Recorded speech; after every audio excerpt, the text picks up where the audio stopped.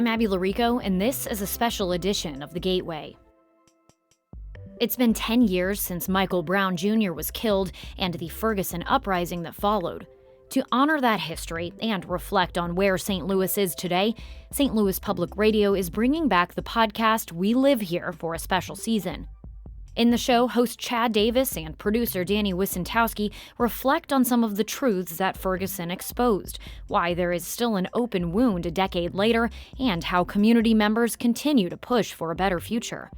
Today on The Gateway, we're going to bring you the first episode of this special season, which explores how people, a decade after the Ferguson Uprising, view Brown's legacy, what young adults today know about his story, and how his memory has shaped new conversations about race and justice. You can hear the rest of the season of We Live Here over the next several weeks on our app, our website, stlpr.org, or wherever you get podcasts. Here's Chad Davis. Okay, I want to run through a fun creative exercise with y'all. I want you to imagine yourself as a teenager again. Okay, maybe that's not that fun, depending on the type of teenager you were, but let's keep going. You're in a car with your 3 closest friends. Where are you going? I don't know. You pick the location. Really, anywhere you want to go. You're young and you're vibing, playing music, and everything just feels chill. Then, your friend runs a stop sign. You look in the side view mirror, and what's that? A cop car swerves out of the side street it was parked on and follows you to pull you over. Your friend sees the cop. She flips the signal on and parks the car. How you doing today? I'm good. How you doing? All right, I noticed that you didn't see that stop sign back there. Did you notice that you ran that stop sign? I did not notice that. Okay. Well, I'm pulling you over because you did run the stop sign and we have a coffee in The driver is black, and the officer, who's also black, is asking her the standard questions you'd expect when you're getting pulled over. Fit that description. So is all this information correct here? Yeah. Okay, I got your registration. I got your license. Okay, you look like you have everything. What's your name? Why? Pardon me? Why? Juan, do you have a last name? Now, when I was a kid, many years before I learned to drive, I remember the first time I had a preliminary version of the talk with my dad. I was about 5 years old then, and I asked my dad if MLK was dead. Now, I didn't intend to spark a conversation about the realities of living in a society amid racism. It was more of a weird, morbid curiosity that I had. I needed to ask, and my dad, well, he tried to answer it. Now, full disclosure, even at 5, I had a history of asking adults if random people were dead and how they died. I even asked my kindergarten teacher mid-class around President's Day if Washington and Lincoln were dead and how they died. Until a therapist diagnoses me with something, let's just call this a quirky personality trait. So when I asked my dad why MLK died, and he said it was because he was black, well, of course, I didn't feel great. I mean, I'm black, so it was kind of weird, but I'm glad he said it. The world isn't fair, and it was best that I understood that sometimes things just happen, and there's nothing I can do about it. The talk is old, but 10 years ago, Ferguson changed the talk. It changed it for black kids and for the adults around them. It's pushing the definition of what we mean when we say talk, and when we talk about the talk. Now, that police stop I asked you to imagine yourself in wasn't a typical police stop. Actually, it wasn't a police stop at all. The girl who I said was your friend driving the car and questioned by a cop isn't actually in a car. She's just standing behind a broken off car door in a classroom full of students. She's not even old enough to drive yet. She's just a freshman. If you walked by and you saw this, you'd probably think, well, this is some weird Grand Theft Auto reenactment. But this isn't a game. This is a simulation, and it's very serious. This is led by Kimberly St. Clair at a St. Louis area high school where students are being taught how to act if they're pulled over by a cop. 14-year-old Amaya Hinton has experienced firsthand what it's like to be pulled over, sitting in the passenger seat while her dad was driving. He told Amaya to stay calm despite any fear she might have had. It's hard to not be scared of repeated actions from, a certain community, from certain people. Like many other 14-year-olds, Amaya is about to take that next step and get her driver's permit. Her dad has tried to teach her how to act if she's pulled over. He always tells me to, like, try to be a suck up, is what he would say. Like, he would tell me to, look them in the eye, make sure I'm not reaching for nothing. If I am, make sure that I am moving slowly and telling them my exact movements. I know it scares him. I mean, it scares him for me to even grow up, but for me to grow up in a world like this, I'm pretty sure it terrifies him. Juan Hobson, another 14-year-old, says his mom shared this advice. She would always tell me, like, when I were to get older and I would have the privilege to drive and things like that, to always be very aware of your surroundings and know what's around you, because you never know what could happen. And to always drive safe, be safe, and do what you're supposed to do, because when you don't and you have an interaction with the police, you never know what could happen. The talk helps us survive, or at the very least, helps us understand our world. And if we're gonna be completely honest, it's just as confusing for adults. They're trying to figure it out too, and teach younger people. That simulation wasn't held at just any high school. This is Normandy, the high school Mike Brown graduated from just before he was killed by white Ferguson police officer Darren Wilson. Now, Mike wasn't shot during a traffic stop, but what played out is a story that's painfully universal. A young black man killed in an interaction with police gone wrong. And here at Normandy, Brown's legacy, what happened 10 years ago, and what happens next, those are still open questions. In the past 10 years, Ferguson has become an idea that represents activism, police violence, segregation, educational inequality, racial inequity, and tragedy. And Mike has become a symbol, a gateway for people to talk about racial injustice and policing. In this episode, and throughout this season, we're not going to rehash the killing of Mike Brown and the events of August 9th, 2014. We're going to explore what happened next and where we are today with the promises that were made by institutions after Mike was killed. How do we remember Mike? How do kids remember him? And how has his memory shaped new conversations about race and justice? I'm Chad Davis. This is We Live Here, 10 years after the Ferguson Uprising.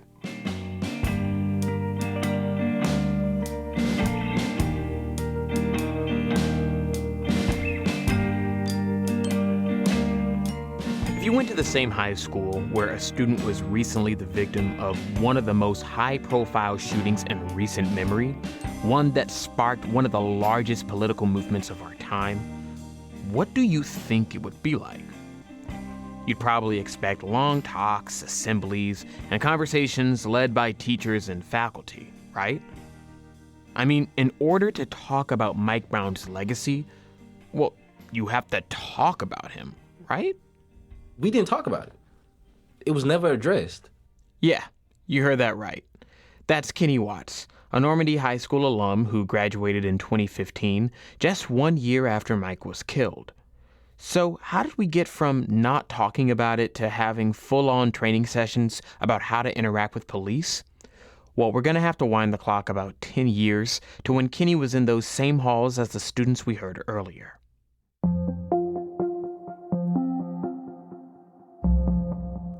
This was a, interesting time for the district. It had been under provisional accreditation, which is like a probationary period led by the state. In 2012, the Missouri Board of Education voted to strip the district of its accreditation because of low test scores and poor academic performance. Many students were getting transferred to other schools across the St. Louis area. You might even remember the vitriol from some white parents across the region at town halls and public forums. But to Kenny, this wasn't just a district. This was family. Community, was a big thing, and having pride to be from there, and just coming together from all decades, everybody who graduated from Normandy, just being able to come together for football games, homecoming. I mean, this is a school district that's known for its alumni base, its homecoming, and its Battle of the Bands.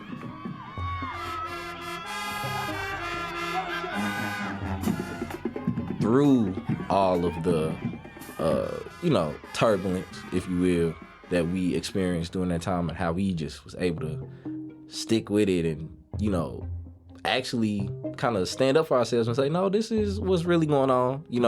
We weren't a passive community either, and I learned a lot from that. Standing up, when Normandy was in the middle of losing accreditation, we took a caravan of people, students, people from the community, parents, people probably who just lived around, and went down to Jeff City and spoke to people. And so that was a huge thing as well. The community stood with each other no matter the circumstance. But even that didn't prepare Kenny for the reality of August 9th, 2014. After waking up from a nap at 5 p.m., he pulled up social media and saw what everyone else had already seen: that Mike was killed and that his body was laying on Canfield Drive. He was confused, saddened, but most notably, like many who tapped into the live streams or saw the pics through social media, he was angry.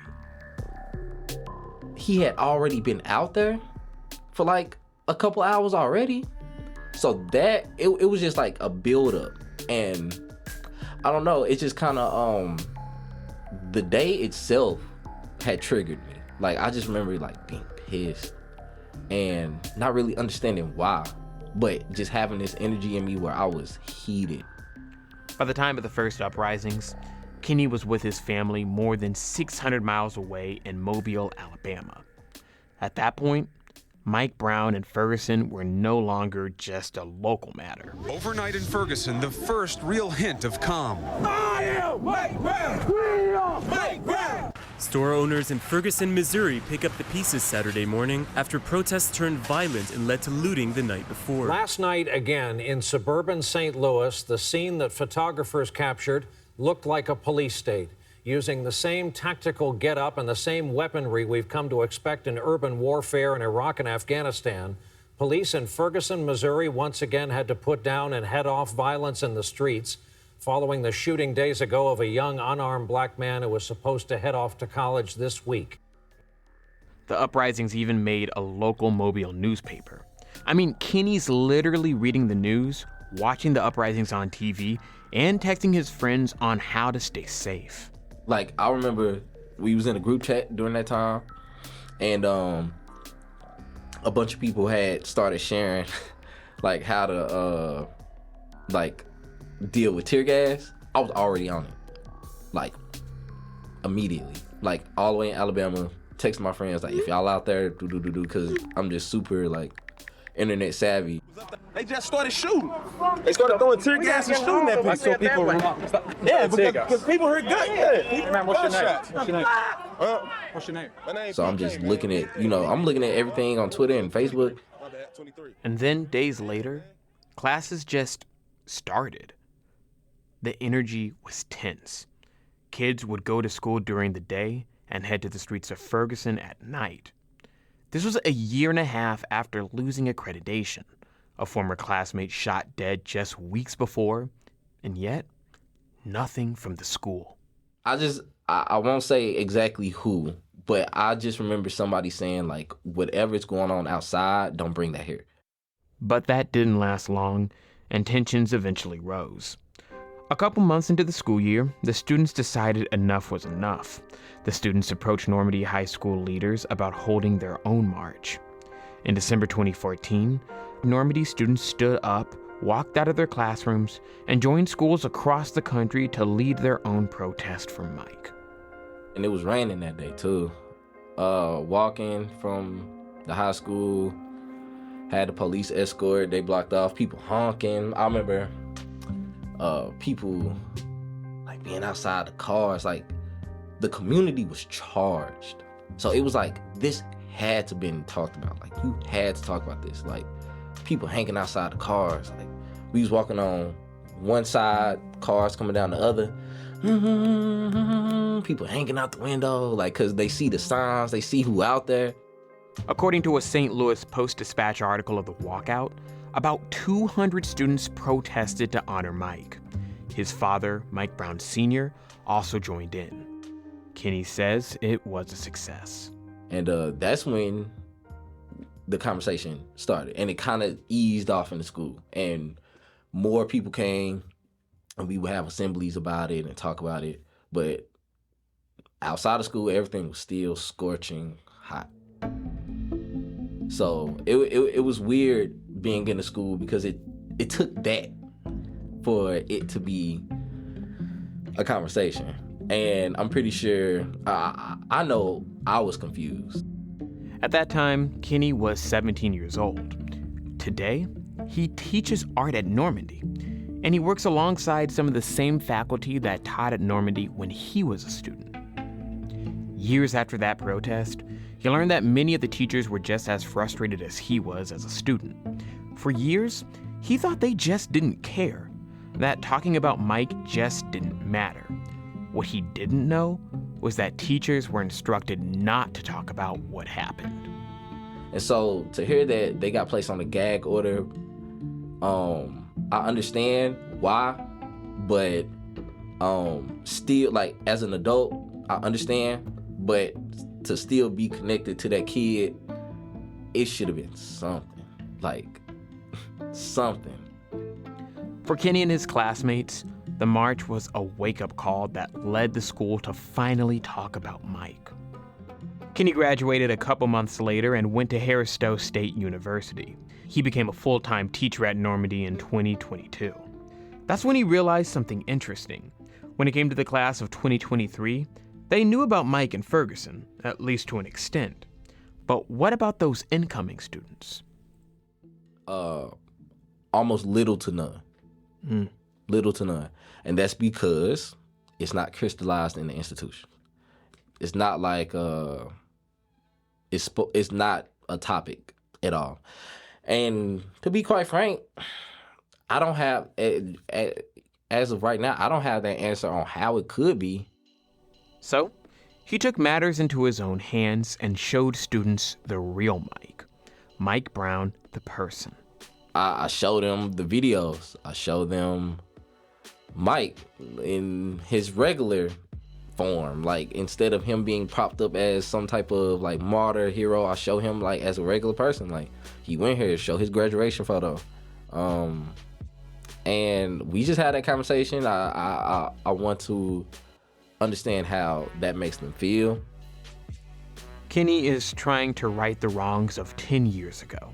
He's trying to make sure that the kids who are at Normandy now have some understanding, some knowledge, some background of Mike. Now, this is the unfortunate reality, but they were able to digest it a little easier because of other situations. So it was like, they knew George Floyd. They understood that. And of course they'd understand. George Floyd was murdered in 2020. And while he was killed in Minneapolis, a clear thread from what the protesters were calling for and how they protested can be traced back to Ferguson. I would say this wholeheartedly, and I don't mean it as like disrespect to Mike, but he wasn't a martyr. He wasn't like a hero who died for our cause. But I do believe he was a trigger. How he was killed obviously triggered some stuff in the community where it was a familiar thing, right? And he was a kid. So now we're able to address wounds because it was a very triggering situation for a whole community to be outraged.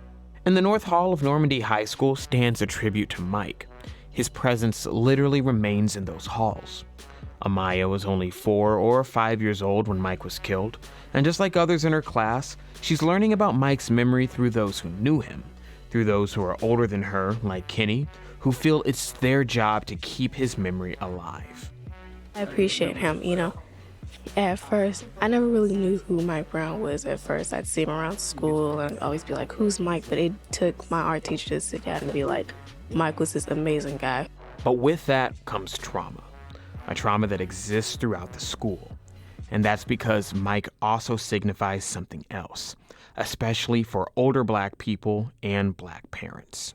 Many people have heard about Mike Brown, whether you were here or not, but that's still trauma that you're living through the eyes of somebody else. It hasn't even happened to you, but now we're at a traffic stop, afraid. And for Kimberly St. Clair, that talk has evolved into the training session that she hopes will save lives. We'll be back after the break.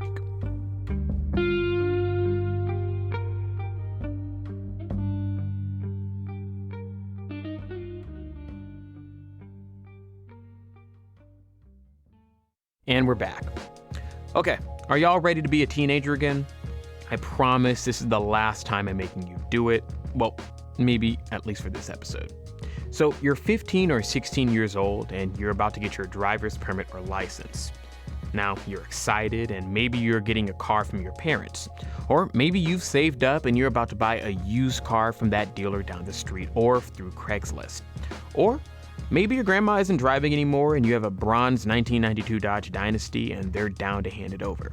The emergency brake doesn't work and the fabric that sticks to the ceiling keeps dropping down, so you gotta use like a stapler to keep it intact. Maybe that's just me. Now, you're hopping in your driver's seat for the very first time. Do you have your keys, your wallet, phone, ID, insurance card? All right, perfect, good. One last thing. Do you have your Doc Dash? Doc Dash is an organizational communication unit used during traffic stops by motorists to communicate to law enforcement any non-visible circumstance, situation, or disability while simultaneously displaying all state-required motor vehicle documents at a glance. So if you're like me, you've probably never heard of this before. And that's because it's somewhat new. It's something that Doc Dash founder and St. Louis resident Kimberly St. Clair is trying to introduce to drivers and future drivers, including students from Normandy High School. It's an orange plastic folder that's pretty simple to use. Yeah. So you would take this and you would write on it any non-visible situation, circumstance, or disability, and put that there. Put your driver's license here. Put your insurance here. And then you kind of like, do you hang that from like? Yeah. So no, so this goes in your, always in your driver's side pocket of your door. Okay, gotcha. Okay. Always in this driver's side pocket. This last one can be your registration, depending on what state you're in. I like to describe this contraption and the accompanying training as an advanced placement version of the talk. The idea came to Kimberly years ago, not because of Mike Brown, but because of another high-profile police shooting of a Black man in 2016. And we're also learning more today about the life of Philando Castile, the man killed by a police officer in Minnesota on Wednesday. My husband and I were driving down the street in a fog because what happens is, and I don't think that other ethnicities understand, that when this happens in our community, we are walking around in a fog, in an absolute daze. And we still have to go to work. We still have to go to school. You know what I mean? And everybody else is walking around like, oh, that's just a shame. And we're mentally struggling over here. So we were having one of those struggle conversations, my husband and I, driving, and he said, it just has to be something. We have to find something. There has to be a better way to communicate. And I promise you, Chad, it was like a bam, like a lightning hit me. Just like that, Doc Dash was born. Well, kind of. She had the idea, but let's be real. It's a lot of work to create a new product or device, not to mention launching it, creating the company itself, and trying to figure out how to distribute and market it. So she put it in the drawer. Years went by, and unfortunately, the headlines didn't stop. So Kimberly's kids start to grow up. She notices that instead of going outside, playing in the park, and participating in sports, they're inside, playing on computers and phones. She takes them to the park, encouraging them to play a bit of tennis, but they weren't having it. So I said, forget it. You know what I mean? I gave up. I came home and went on with my day, just toiling this thing around that I have lazy children. And my youngest daughter came to me that evening and she sat on the bed. She said, you know why we didn't want to go to the tennis court? I said, no. What is the problem? She said, because we saw a police officer and thought we were going to be shot and killed. And I'm telling you, I mean, really, every time I tell that story, I have to fight back tears. Every single time. Because it just snatched something out of my soul at that minute. Because I thought that, maybe I thought because we weren't talking about it with them, that they didn't know. You know? And I just, at that moment, I just couldn't live like that. Kimberly saw Doc Dash as a way to bridge the gap between young people and police. So she opened up her drawer, took out the prototype, and got to work. Her goal is to eventually make it a part of the license renewal process. So when you head to the DMV to get a new license or your first, you'd also be given a Doc Dash folder. She's interviewed paramedics and other professionals on what the color of the unit should be, how big it should be, and what information should be included. Last year, she received a $30,000 grant from the Missouri Department of Transportation to go into schools to introduce the program. The money only covered one district, and she chose Normandy. But most importantly, Doc Dash includes a teaching component, which is why Kimberly was at Normandy High School in the first place. And so this assumption that we know how to approach each other is where I think we've all gone wrong. And so when I talk to police, it's like, well, we've been trained. I said, but who are you training? Have you ever spoken to anybody about how to conduct themselves at a traffic stop? I said, we're required to learn how to drive, and we have a driver's test and a written, and you have to physically drive. I said, but there's been no instructions on how to communicate. To go on an interview, you have mock interviews to teach you how to interview. And so I think we've assumed there's some basic behaviors that people should come with that they just don't. And so Doc Dash is the teaching element. And so I've developed a workshop, Protocols to Police Engagement, where I go into schools and we do mock traffic stops. I bring in the door. It's a car door on a tripod that she brings to each training session. On this day, Kimberly gathers those students you heard earlier. One is pretending to be a driver while the other 3 are passengers. Kimberly had the students put their hoodies on their head when the officer pulls them over. Hands out your pockets. Let the back window down. Everybody, you gonna let the back window down? Good job. All right. Can I see your handsome face? Your box is so beautiful. There you go. Just let me see you. Let me see you. All right, come on, police. Oh, where's your Doc Dash? It was so interesting because I let them have many different roles. So some of them played the police. And I asked them, I want you to think about waking up every day and understanding that just because you put on a blue uniform, that now you have a target on your back. How would you feel going to work? And they look at me. I'm like, yeah, because every police officer that chooses to be a peace officer wakes up with that feeling, knowing that just because they put on a blue uniform, that they have an extra target. I said, now imagine coming up to a car and you can't see into the back seat. Oh, man. And that's a whole nother. So I've had several students say, I never thought about how the police feel. According to a report by the National Law Enforcement Memorial Fund, officer deaths across the U.S. decreased nearly 40% in 2023. But if officers are constantly responding to life-threatening or dangerous calls, their guards are up, especially if they're being trained to believe that they are the target. Sometimes Kimberly walks into the classroom with a hoodie on, sunglasses, braids, and other ways to conceal her face. If this was your first impression of me, you understand? It's my posture, it's my position, it's who I am. But to be taken serious, I know this ain't the place for the hoodie. I want you to see my eyes because I want you to be comfortable with me. I'm going to move my hair, I position my hair in a way that you can see me. And if I want to take it up, same girl, right? Same girl. I got jeans, I got braids, just like you. But I'm giving a whole nother impression. Okay. Before we go a little further, let me just talk through some of this, because while some of you may understand this method, I'm sure there are some who are a little, skeptical, maybe even angry. So, I'm a 30-year-old black man, 5'6.5" or 5'7" if no one's around to prove it, and I have dreads. Now, I didn't have dreads in high school, but my parents told me there were certain things I could and couldn't do. They warned me about where and when I should put my hoodie over my head. They even warned me about running in certain neighborhoods.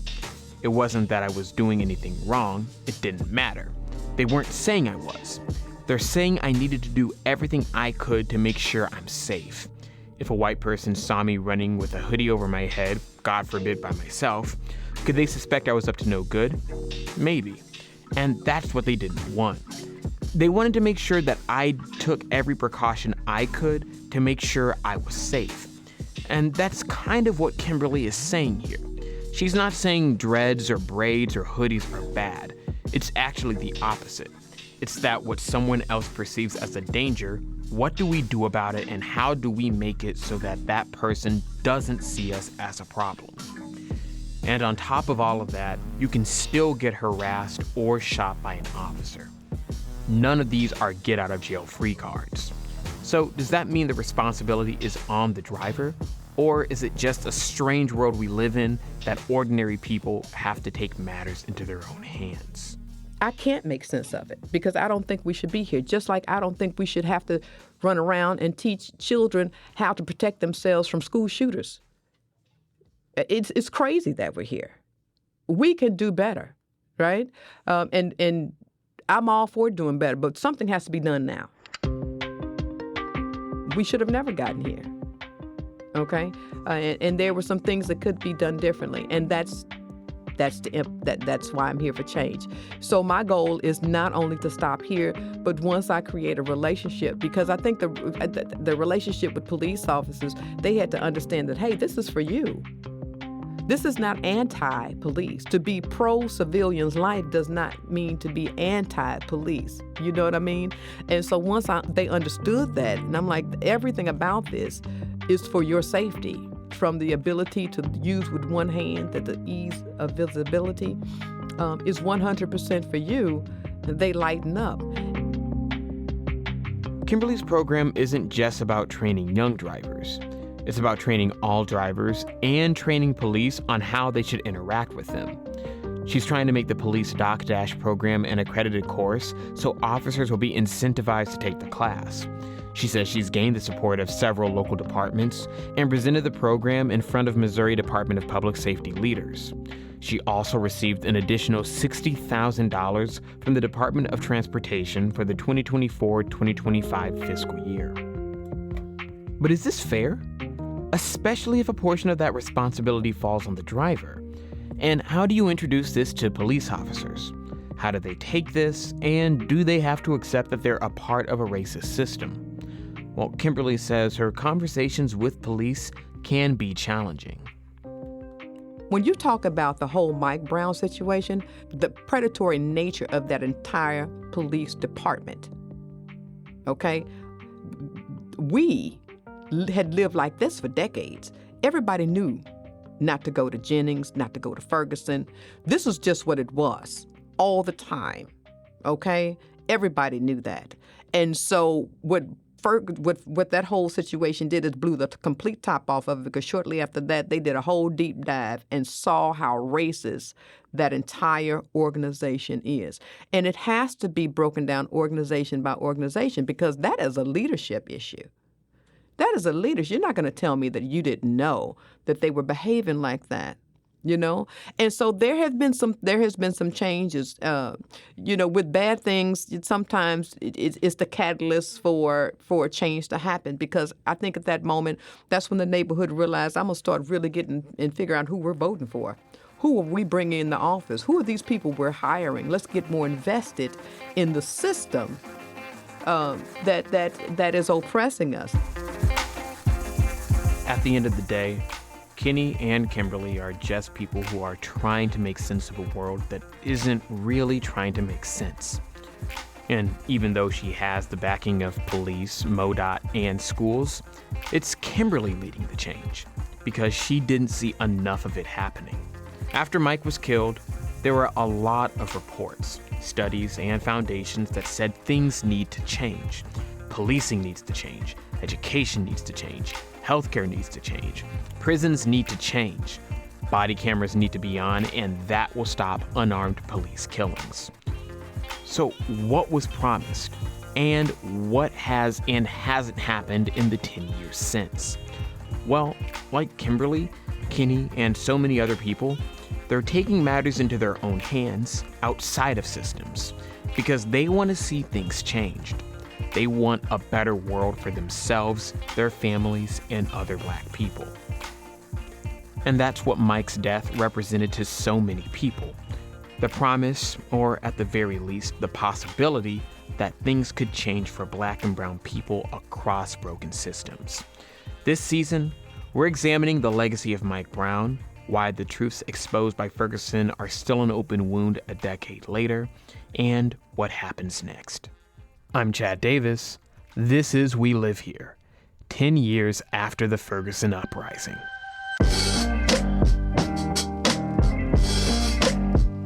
This episode was produced by Chad Davis and edited by Emily Woodbury.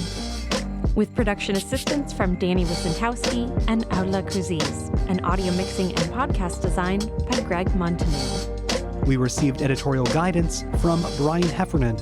Chris Husted is our executive producer.